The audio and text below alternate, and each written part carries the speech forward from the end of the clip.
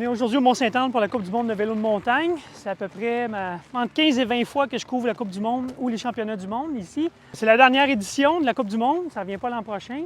Quand j'ai appris que la Coupe du monde de Mont-Saint-Anne ne revenait pas, j'étais très déçu parce que c'est un classique du circuit. C'est triste de constater que un pilier, on parle de la 30e édition de la Coupe du monde ici, que ce poids historique-là, justement, ne fait pas le poids face à l'argent pour que l'épreuve revienne. Dans mes plus beaux souvenirs de la Coupe du monde de vélo de montagne à Mont-Saint-Anne, il y a la victoire de Marie-Hélène Prémont, une athlète locale qui a gagné devant sa famille, ses amis, la foule. On sentait presque la montagne vibrer. Ça, c'était vraiment, vraiment exceptionnel.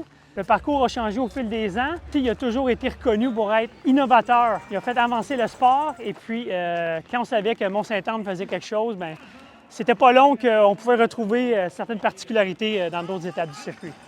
On devrait se préparer à dépasser, là. Voilà. Ah, très beau! Une autre chose qui est vraiment le fun en vélo de montagne, en cross-country, c'est qu'on peut se promener partout sur le bord du parcours. Dans les montées, on a le temps de voir l'effort.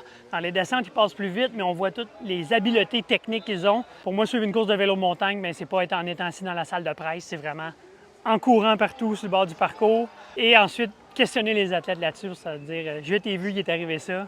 Comment ça s'est passé pour toi? Je croise toujours des gens que je connais, soit des amis de sport, soit des athlètes qui pratiquent d'autres sports, qui viennent voir la course. Ce qui est impressionnant, c'est le nombre d'enfants qui sont spectateurs. De voir que les jeunes n'auront plus accès à ce spectacle-là, ça fait que ça fait un pincement au cœur encore plus prononcé.